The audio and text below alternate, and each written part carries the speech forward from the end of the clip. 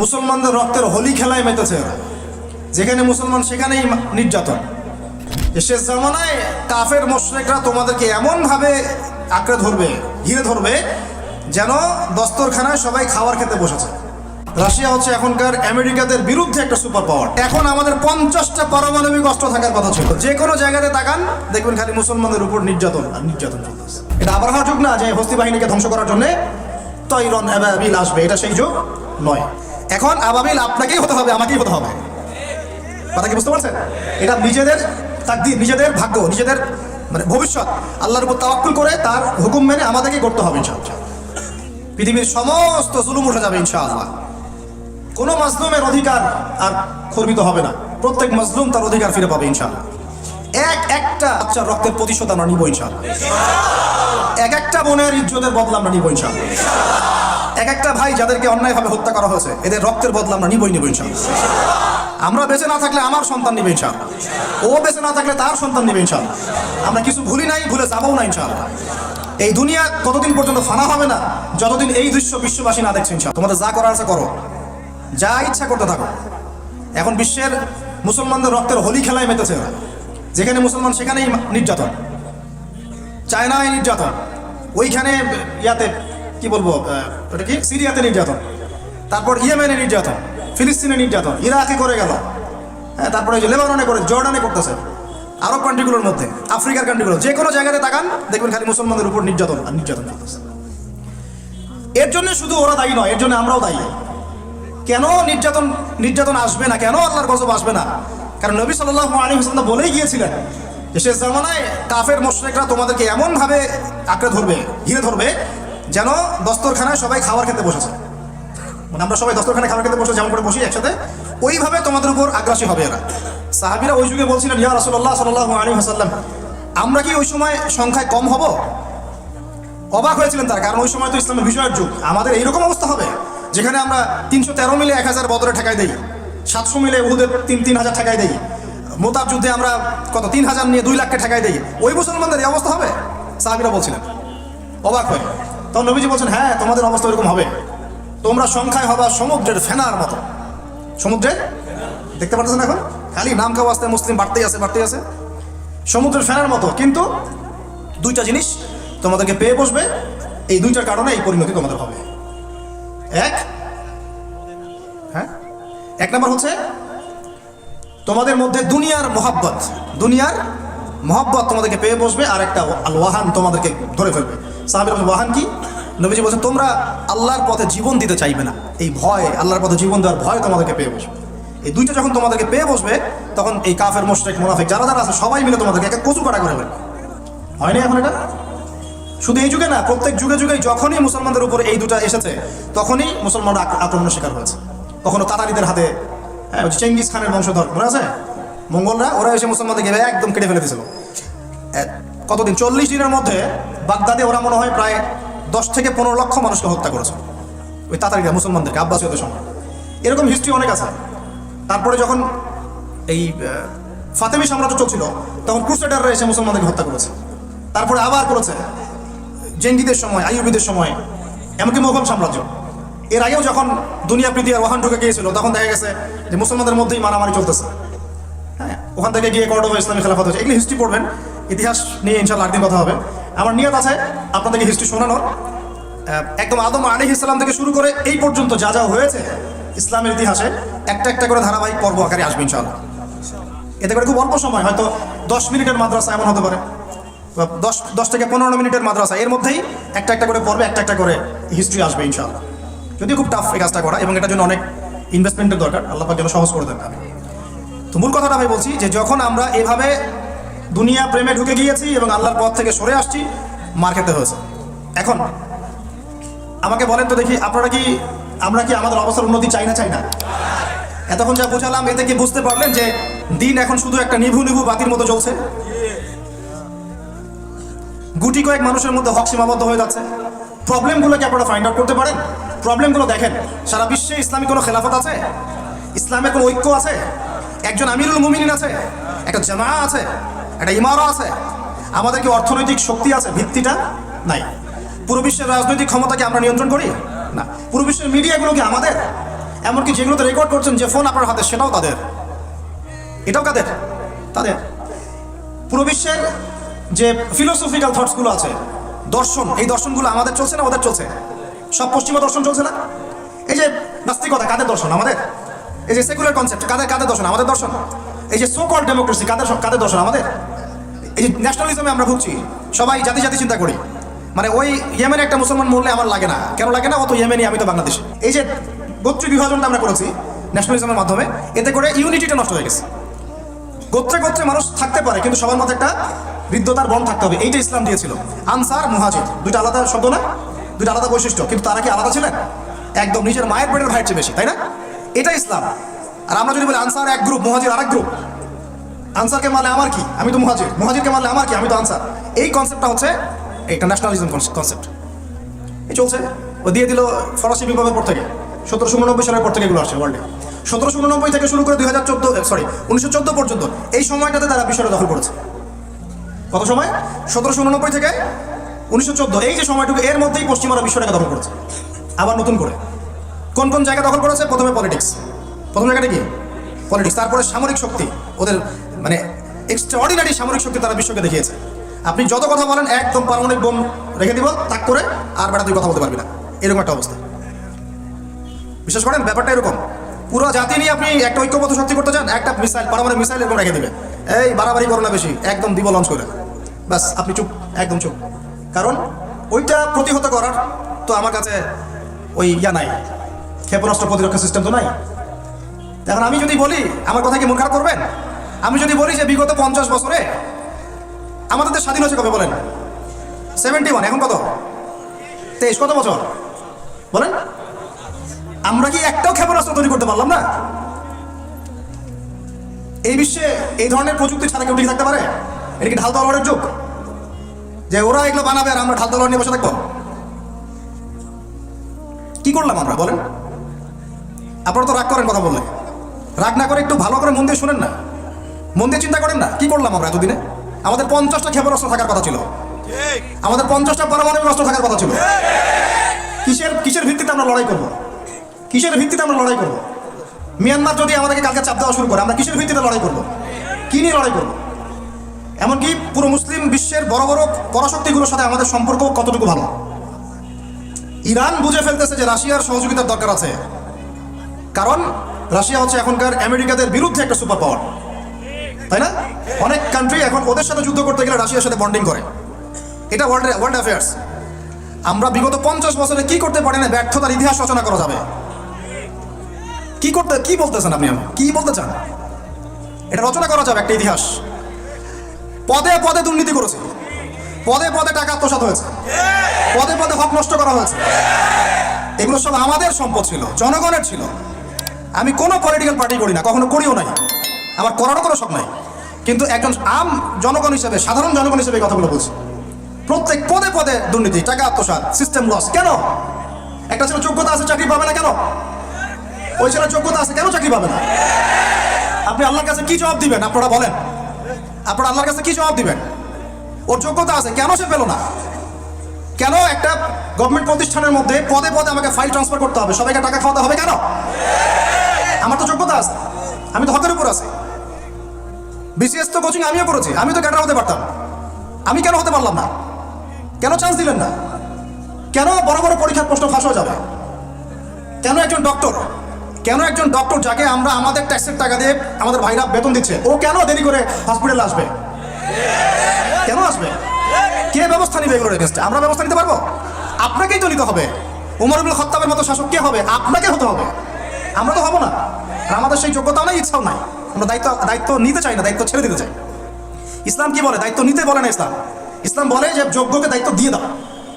কোন সাহাবী দায়িত্ব নিজেকে চেয়ে নেন নাই কখনো, বলেছেন আমাকে দেওয়ার দরকার নেই, তাকে দিয়ে দাও। আবু বকর সিদ্দিকের পর ওমর ইবনুল খাত্তাব পর্যন্ত বলছেন আমাকে দিয়েন না, প্রয়োজন আলীকে দেন, উসমানকে দেন। ওমরের মতো মানুষ এই কথা বলছিলেন।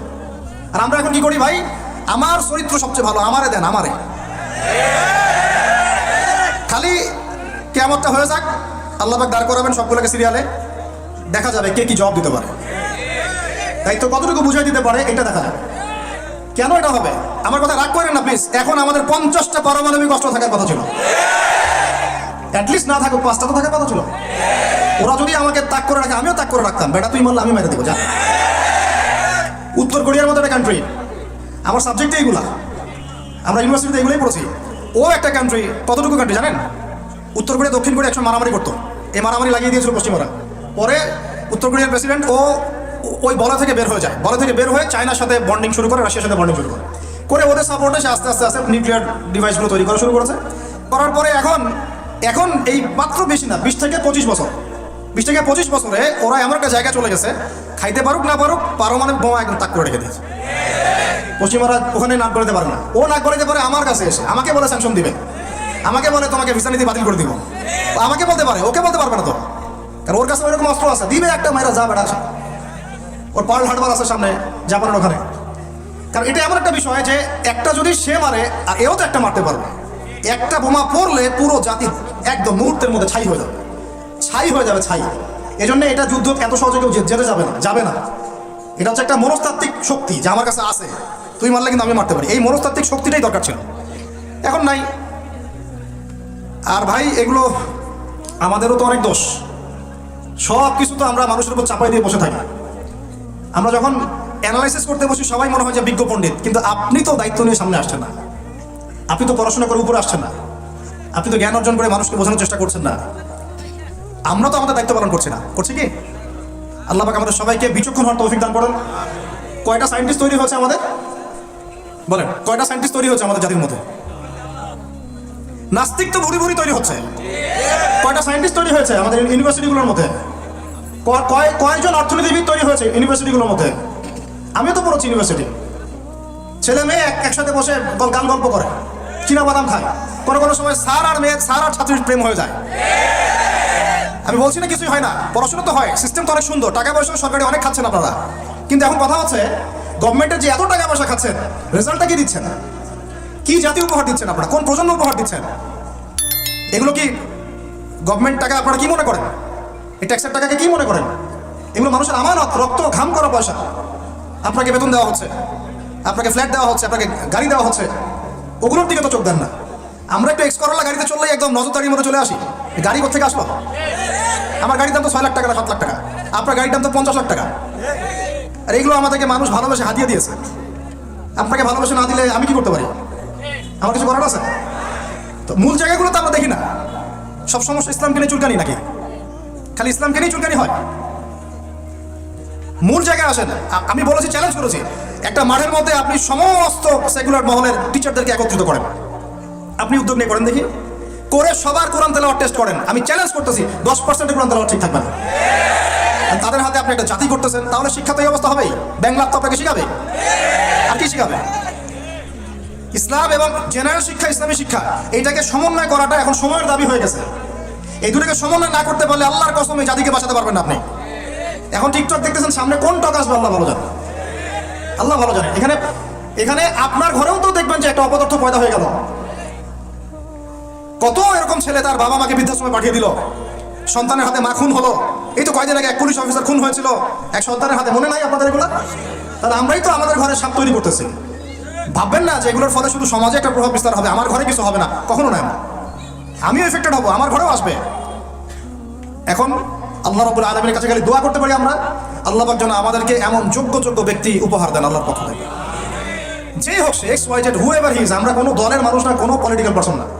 XYZ যে হোক না কেন, আমরা চাই সৎ, যোগ্য, ইমানদার মানুষ, সৎ, যোগ্য, ইমানদার মানুষ, যারা তাদের এই ক্ষমতাটাকে, এই প্রতিভাটাকে দিনের জন্য কাজে লাগাবে ইনশাআল্লাহ। এরকম মানুষ চান না আপনারা? এটা দোয়া করতে হয়, আল্লাহ যেন কবুল করেন, আমিন। আর আমাদেরকেও হতে হবে আনুগত্যশীল, এবং আমরা শান্তিপূর্ণ কোনো পরিবেশের মধ্যে বিদ্রোহ করতে যাব না। কারণ এগুলো করলে রাষ্ট্রের আরও ক্ষতি হয়, উপকার হচ্ছে কি হয়? ক্ষতি বেশি হয়। আমরা দোয়া করবো, চেষ্টা চালাবো, আল্লাহ রাব্বুল আলামিনের কাছে মুজাহাদা চালিয়ে যাব, এবং আমরা গঠনমূলক সমালোচনার মধ্য দিয়ে আমরা তাদের কাজের পজিটিভ নেগেটিভ বিষয়গুলো উপস্থাপন করতে পারি। এরপর যদি তারা দাওয়াত কবুল না করে, তাদের কবর তাদের, আপনার আমার কবর আমাদের, লাকুম দীনুকুম ওয়ালিয়া দিন। ব্যাস, এটা আমাদের দায়িত্ব। এখন আমার কথাটা আমি গুছিয়ে নিব, কনক্লুশনের দিকে একটু আমার দিকে মনোযোগ দেন। আর শেষে গিয়ে আমি আপনাদেরকে 5টা প্রশ্ন করবো। কয়টা ভাই? সেরা 5 জন, যে 5 জন অ্যান্সার দিতে পারবেন তাদের জন্য আমি হাতিয়ে নিয়ে আসছি। 5টা বই আমি আমার পক্ষ থেকে উপহার দেবো ইনশাআল্লাহ। ঠিক আছে? এই যে লেকচারটা দিয়েছি এর উপরেই 5টা প্রশ্ন হবে ইনশাআল্লাহ। দেখবো কে কতটুকু লেকচার শুনেছেন। কনক্লুশনটা এখন শোনেন। পুরো বিশ্বের প্রেক্ষাপটটা এখন আমাদের অনুকূলে না। আমার সাথে বলেন তো কি বললাম? পুরো বিশ্বের প্রেক্ষাপটটা আমাদের অনুকূলে না। বিশ্বের বড় বড় সেক্টরগুলো মনে রাখবেন, বড় বড় সেক্টরগুলো হচ্ছে 1 রাজনীতি, 2 ভূ রাজনীতি, 3 অর্থনীতি, 4 সংস্কৃতি, 5 শিক্ষা এবং 6 প্রযুক্তি। কটা বললাম? এই প্রতিটা বিষয় এখন আমরা নিয়ন্ত্রণ করি না। এটাই বাস্তব, এটাই সত্য।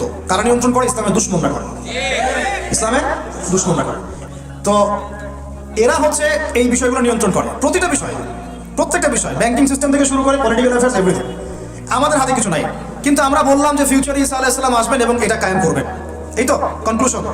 তাহলে মাঝখানে যে সময়টা বাকি আছে, এই সময়টাতে কাদের হাতে বা কোন বৈশিষ্ট্য ধারণ করতে পারলে আমাদের হাতে ওই বিজয়টা হবে? এই তো প্রশ্ন, না? এই না বিষয়টা?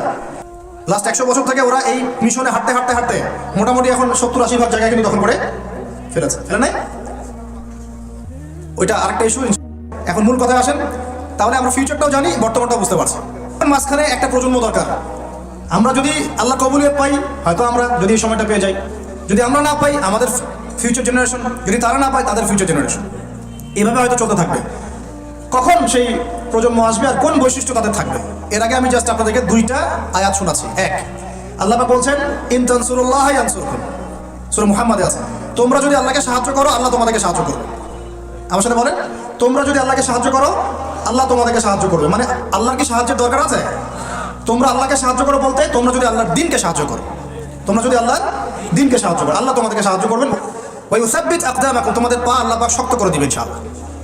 একটা। 2 নম্বর, ইন্নাল্লাহা লা ইউগাইয়িরু মা বিকওমিন হাত্তা ইউগাইয়িরু মা বিআনফুসিহিম, আল্লাহ পাক কোনো কওমের, কোনো জাতির অবস্থা ততক্ষণ পর্যন্ত পরিবর্তন করেন না, সংশোধন করেন না, যতক্ষণ তারা নিজেরাই নিজেদের অবস্থা পরিবর্তনের চেষ্টা না করে।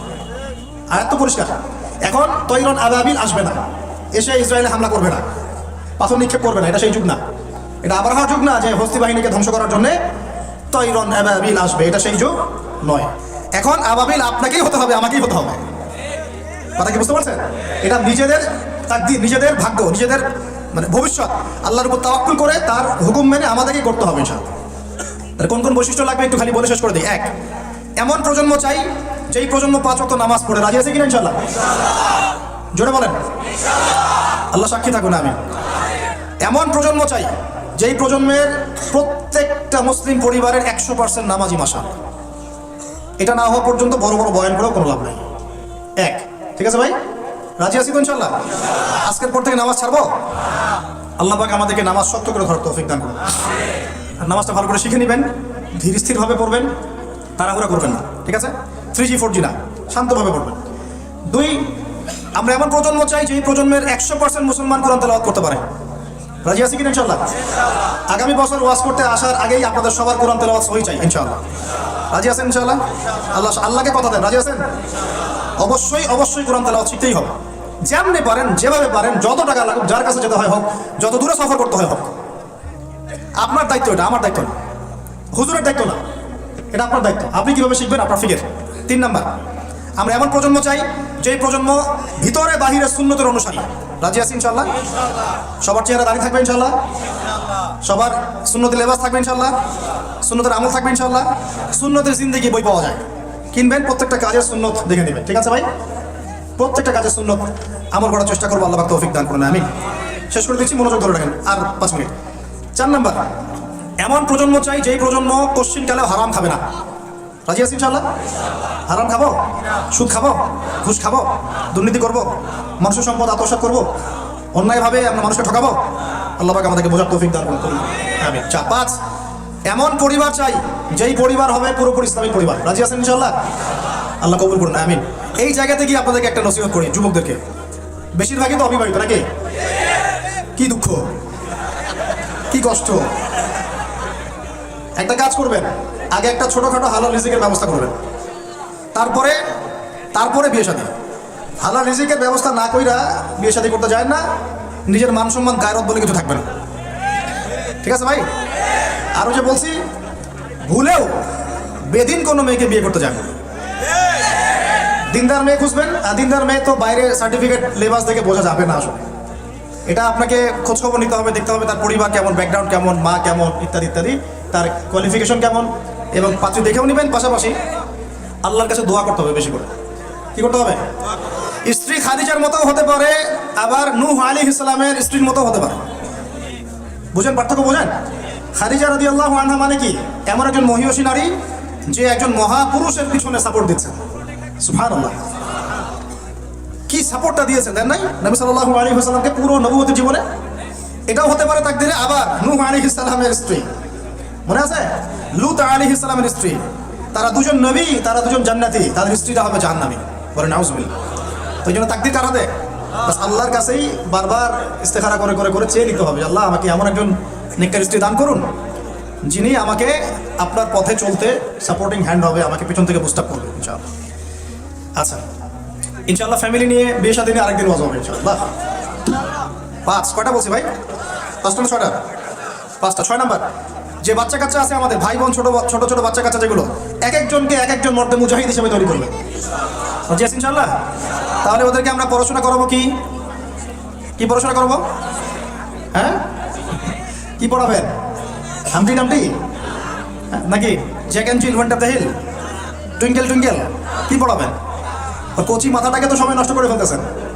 বাচ্চা কাচ্চাদেরকে ইসলামিক মূল্যবোধ দিয়ে বড় কর। প্লিজ ভাই বসেন একটু, এগুলো করেন না, শেষ করতে দেন, পরিবেশটা বজায় রাখেন। আর 4টা পয়েন্ট, কয়টা? 6টা বলছি না? 7 নাম্বার হচ্ছে আল্লাহ পাক আমাদেরকে প্রতিভা দিয়েছেন না সবাইকে। কেউ লিখতে পারে, কেউ বলতে পারে, কেউ ব্যবসা ভালো বোঝে, কেউ ইন্টারনেট সেকশন ভালো বোঝে, এরকম আছে না? আল্লাহ পাক আপনাকে যা দিয়েছেন ওইটাকেই দিনের জন্য কাজে লাগাবেন। রাজি আছেন? 8 নাম্বার, আমাদের প্রত্যেক পরিবারের মা বোনদেরকে খাস পর্দা রাখতে হবে। নাস্তিকটা কি বলে বলুক, সেগুলোটা কি বলে বলুক, ইউনিভার্সিটি টিচার কি বলে বলুক, নেকাব খুলতে বাধ্য করে কি করে করুক, আপনি আপনার পরিবারকে পর্দা রাখবেন। যদি ওদিকে দেখেন যে কোনোভাবেই কাজ হচ্ছে না, ওই জগৎ ছেড়ে দিয়ে বাসায় চলে আসেন। দরকার নেই, দরকার নেই পড়াশোনা। আমি আমার মেয়েকে মাদ্রাসায় পড়াবো, দরকার নেই আমার ওই পড়াশোনা, ঠিক আছে? প্রয়োজনে নিজে প্রতিষ্ঠান করে আপনার সন্তানকে পড়াবেন। আপনার সামর্থ্য আছে, নিজে প্রতিষ্ঠান করেন, করে সন্তানকে পড়াশোনা করেন ইনশাআল্লাহ। আগে কি প্রতিষ্ঠান ছিল নাকি? যে যুগটা সোনালী যুগ, ওই যুগে কোনো শিক্ষা প্রতিষ্ঠানই ছিল না। মানুষ ওস্তাদের কাছে ম্যান টু ম্যান পড়তো। একজনের কাছে কোরআন, একজনের কাছে হাদিস, একজনের কাছে উসুল, একজনের কাছে আরবি, এভাবে পড়তো মানুষ। ওরা মানুষ হয় নাই? তো এখন পরিবেশ গড়ে তোলার ফিকির করবো। যদি না পারি, আমার সন্তানকে আমি ইসলামিক লাইনে পড়াবো ইনশাআল্লাহ। সামর্থ্য থাকলে নতুন নতুন প্রতিষ্ঠান গড়ে তুলবো ইনশাআল্লাহ। এই ওয়াজ করে আমার কোনো লাভ নাই। তৌফিক দান করেন। সাহাবীদের যুগে, যেই যুগে মুসলমানরা বিশ্বকে শাসন করেছিল, ওই যুগে একটা ঘর ছিল না যেই ঘরে এমন একজন মানুষ ছিল যে কোরআন তেলাওয়াত করতে পারতো না। একটা বাড়ি দেখাতে পারবেন না যে বাড়ির মধ্যে এমন কোনো মানুষ আছে যে কোরআন তেলাওয়াত করতে পারে না? পারবেন? সাহাবীদের যুগে একজন সাহাবী দেখাতে পারবেন যে কোরআন তেলাওয়াত করতে পারতেন না? সাহাবীদের যুগে আপনি এমন একটা ঘর দেখাতে পারবেন যেখানে হাফেজে কোরআন নাই? সাহাবীদের যুগে আপনি দেখান, আমাকে দেখান, একটা বাড়ি দেখান যেখানে দ্বীনি ইলমের গভীরতা নাই এমন মানুষ আছে? পাবেন? ওই যুগে আমরা বিশ্বকে শাসন করেছিলাম। আর এখন ওই যে বললাম, যদি বলি কোরআনের জন্য কে কে জীবন দিতে চান, সবাই হাত উঠাবে। এমনকি যদি অতি উৎসাহে কাউকে বলা হয় রাস্তায় নামতে হবে, দেখবেন রাস্তায় নেমে যাবে। বুঝুক আর নাই বুঝুক, কিসের জন্য নামছে সে জানে না, অত কিছু বুঝে না। আবেগ, ওয়াল্লাহি আল্লাহ কসম করে বলছি, আবেগ দিয়ে এই বাংলার জমিনে দিন কায়েম হবে না। যদি হতো তাহলে 100 বছর আগেই হতো, যদি হতো তাহলে অনেক আগেই হতো। এখনো হয়নি কেন? আর হয়নি যে এটা কি আপনারা বুঝেন? আমি এখানে কি করছি? দিনের দাওয়াত দিচ্ছি। কি করছি ভাই? দাওয়াত তো ঠিক বলা যাবে না, এটা হচ্ছে ইসলাহি কথা, ইসলাহি মজলিস। দাওয়াত মানুষ দেয় অমুসলিমদেরকে, অমুসলিমদেরকে ইসলামের দাওয়াত দেওয়া হয়। আপনারা সবাই মুসলিম, আপনাদেরকে দাওয়াত দেওয়ার কিছু আছে? কালিমা লা ইলাহা ইল্লাল্লাহ আপনারা তো সবাই বুঝেন, হয়তো বুঝেও শিরক করতে পারেন, এটা আলাদা বিষয়। অনেকে কালিমা পড়ে ঠিকই কিন্তু শিরক করে, আকীদার মধ্যে শিরক থাকে, আমলে শিরক থাকে, কথায় শিরক থাকে। কিন্তু বেসিক্যালি আমরা তো সবাই মুসলিম পরিবার থেকে আসি নাই? মাশাআল্লাহ। তো আপনাদেরকে আমি ইসলাহের জন্য কথা বলতে পারি, ইসলাহি কথা। মূল কথা হচ্ছে আমি আপনাদেরকে ইসলাম সংশোধনের কথা বলছি। আমি এখানে দিন কায়েম করতে পারবো না, সেই অথরিটি, সেই সভরেন্টি আমার কাছে নাই। কি নাই? সেই অথরিটি, সভরেন্টি আমার কাছে নাই। এই এলাকায় যদি কেউ মদপান করে, আপনি কি তাকে 40টা বেত্রাঘাত করতে পারবেন? আপনি কেন, যিনি এখানকার দায়িত্বশীল তিনিও পারবেন না। পারবেন? খোলামেলা কথা বলেন, পারবে? একজন যদি চুরি করে, ওই যে মসজিদে শীতকালে চোর বেড়ে যায় না, এখন চুরি তো বেড়ে গেছে, আপনারা বুঝেন না? চুরি বেড়েছে, সমাজেও চুরি বেড়েছে, অর্থনীতিতে চুরি বেড়েছে, দায়িত্বে। মানুষ দায়িত্বে চুরি করে, অর্থনীতির মধ্যে চুরি করে, মানুষ আমানতের খেয়ানত করে। এটাই তো এই যুগ। প্রত্যেকটা জায়গায় খেয়ানত, প্রতিটা জায়গাতে খেয়ানত। কোত্থেকে শুরু করবো? মনে করেন আমি গিয়েছি বাজারে, আপনি গিয়েছেন বাজারে, ওই যে বাজারে পণ্য কিনছেন, সবজি, মাছ, মাংস, ওর মধ্যেও চুরি আছে। ওখানে পেস্টিসাইড মিশিয়েছে, প্রতারণা। মাপে কম দিচ্ছে, প্রতারণা। ফের দিয়ে দিচ্ছে, চুরি। এগুলো কি বলেন? সোজা কথা, এগুলো কি? চুরি, প্রতারণা। তো এবার এ যে প্রতারণা করে যে টাকাগুলো আমার কাছ থেকে নিল, ওই টাকা আবার অন্যায়ভাবে আরেক দল চাঁদাবাজ এসে নিয়ে গেল। জালেমের উপর জুলুম, জালেমের উপর জুলুম। ওই চাঁদাবাজরে আবার রাস্তায় আটকাইলো আরো বড় জালেম। তাদের আবার কিছু পোশাকও আছে, ঠিক আছে, ইউনিফর্ম। তো সে আবার ওখান থেকে তার কাছ থেকে আবার সে খেলো। সে খেলো, সেও পার পেলো না, তার বড়জন যে সে আবার ওর কাছ থেকে খেলো। এই করতে করতে করতে করতে টপ টু বটম সবই চোর, টপ টু বটম সব কি। এখন চুরির শাস্তি কি? কোরআনে আল্লাহ পাক বলছেন সূরা মাঈদার মধ্যে, ওলামায়ে কেরাম আছেন, আপনারা পড়ে জেনে নেবেন। এই ওয়াজ মাহফিলে সব কিন্তু টু দ্য পয়েন্ট আপনার বলা যাবে না, আয়াতগুলা সময় পাওয়া যায় না। এটা হচ্ছে একটা আপনাকে বুস্ট আপ করতে পারি, ধরিয়ে দিতে পারি খালি। চোর ছেলে হোক আর মেয়ে হোক, হাতটা কবজি পর্যন্ত কেটে ফেলবে। কি পর্যন্ত? এটা আমি জাস্ট আপনাকে বলতে পারবো, এখন কোরআনে আছে, হাদিসে আছে, আমি খেলে আপনাকে বলতে পারবো, আপনি শুনলেন, এতটুকুই।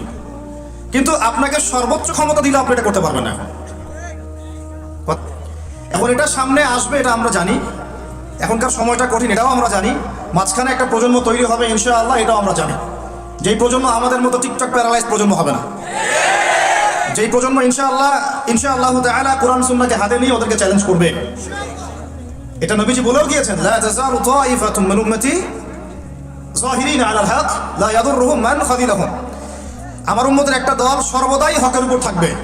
অন্য হাদিসে আসছে তারা যুদ্ধ করতে থাকবে, বিরোধিতাকারীরা ওদের কোনো ক্ষতি করতে পারবে না। সাহাবীরা জিজ্ঞাসা করলেন, তারা কোথায় এই কাজটা করবে ইয়া রাসূলুল্লাহ সাল্লাল্লাহু আলাইহি ওয়াসাল্লাম?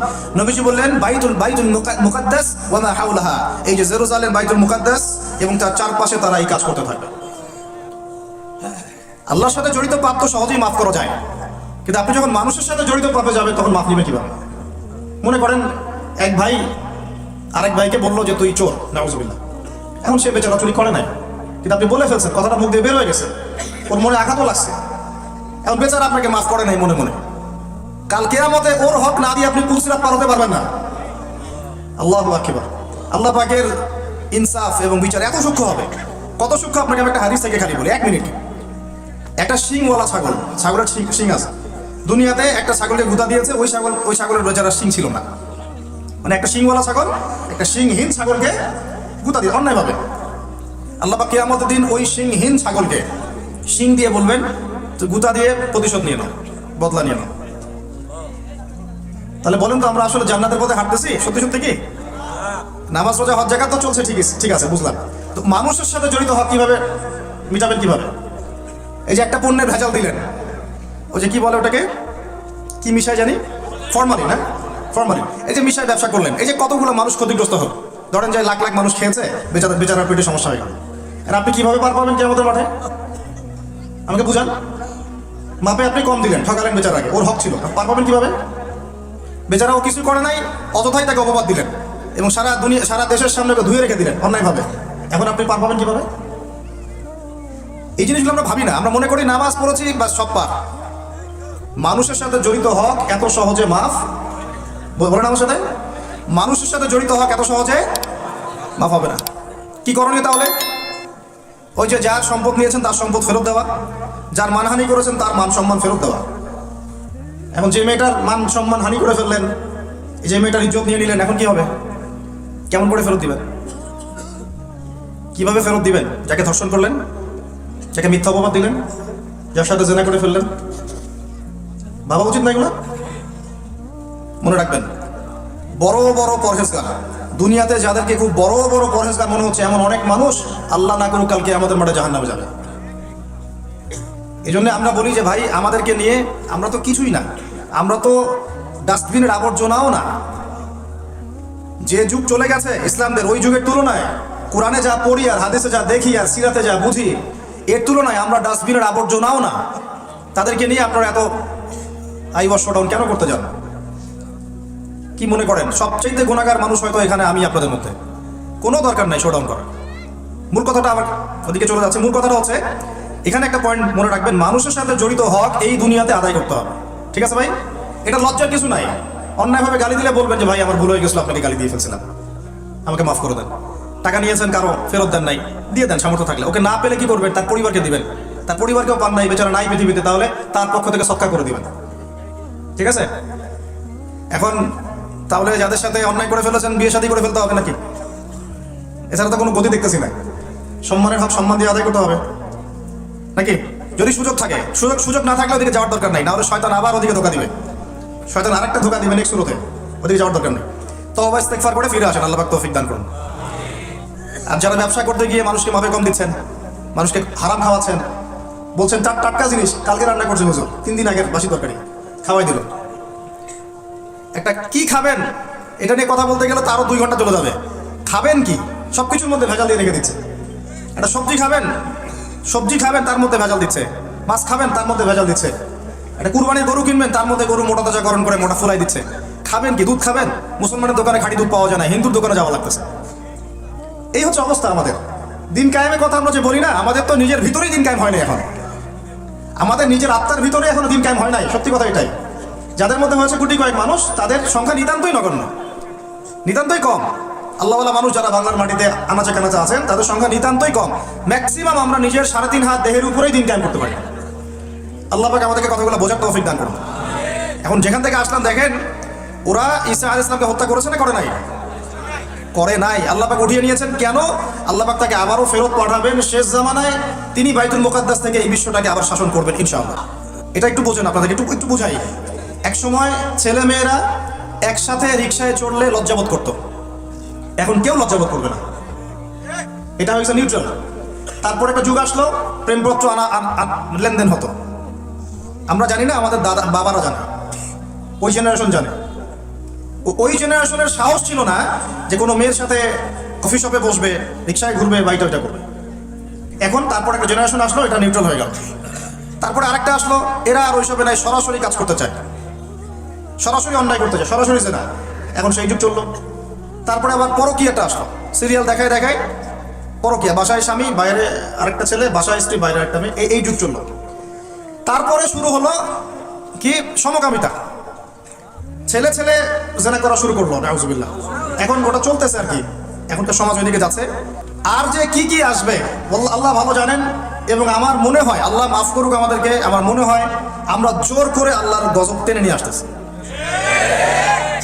সুদের মধ্য দিয়ে, জেনার মধ্য দিয়ে, ব্যভিচারের মধ্য দিয়ে, অন্যের হক নষ্ট করার মধ্য দিয়ে, ঠিক আছে, সমকামিতা প্রমোট করার মধ্য দিয়ে, আল্লাহ রাব্বুল আলামিনের জমিন থেকে আল্লাহর আইনগুলো সব উঠাই দিয়ে আমরা আল্লাহ পাকের গজব জোর করে টেনে আনতেছি। যদি আসে, আল্লাহ না করুক, ভালো মন্দ কেউ পার পাবো না আমার ধারণা। কারণ সেই ভালোদের উপরে গজব আরো বেশি আসবে যারা হক চিনেও মানুষকে চেনায় নাই, যাদের কাছে কোরআন সুন্নাহর জ্ঞান ছিল, হক যারা চিনতো কিন্তু মানুষকে সতর্ক করে নাই, ওদের উপরে আরো বেশি করে গজব আসবে। আল্লাহ পাক হেফাজত করুন। মূল কথাটাই চলে আসে আবার ফিরে। আমি আপনাদেরকে ইসলাহের কথা বলছি, এখানে কায়েম নাই, কি নাই, যেটা বলছিলাম হাত কেটে ফেলা, আপনি সেটা করতে এখন পাবেন না। যদি কেউ ব্যভিচার করে, বিবাহিত মানুষ, শাস্তি কি অনেকে জানেই নাই। রজম করতে হয়। কি করতে হয়? মাটিতে অর্ধেক কোমর পর্যন্ত পুঁতে ফেলে পাথর নিক্ষেপ করে হত্যা করবে, এবং একদল মানুষ তা দেখবে। একদল মানুষ যে দেখবে, শাস্তি অবলোকন করা, এটা ইসলাম কোরআনে নতুন করে নাজিল করে নাই। প্রাচীন গ্রিক দর্শনগুলো পড়ে দেখবেন, ওই অ্যারিস্টটলদের যুগ যেটা ছিল, ওই যুগেও শাস্তি সামাজিকভাবে দেওয়া হতো, সবাইকে দেখিয়ে দেওয়া হতো। এটা একটা ভালো ইম্প্যাক্ট পড়ে। কেমন ইম্প্যাক্ট পড়ে? যদি চোরের হাতটা কাটে না, সবাই দেখে 10 জন, ওই 10 জন জীবনে কাজ করতে যাবে না। আল্লাহ পাক সেই বিধানটা রেখে দিয়েছে। আর প্রাচীন গ্রিকের যে দর্শন, এটা বিকৃত, কিন্তু ওই সভ্যতার মধ্যেও তো আল্লাহ নবী এসেছিলেন, আসেন নাই? এমন কোনো সভ্যতা নাই যার মধ্যে আল্লাহ পাক নবী পাঠান নাই। তাহলে এই হিন্দু ভাইরা নিঃসন্দেহে তাদের কাছেও কোনো না কোনো নবী আসছিল, তাদের শিক্ষা থেকে তারা হয়তো বের হয়ে গেছে। ইহুদিরা, ওদের কাছে নবী আসে নাই? আসছে, ওরা শিক্ষা থেকে বের হয়ে গেছে। খ্রিস্টানরা, তাদের কাছে নবী আসে নাই? এসেছে। চাইনিজ সভ্যতায়, ওখানেও হয়তো কোনো নবী এসেছে।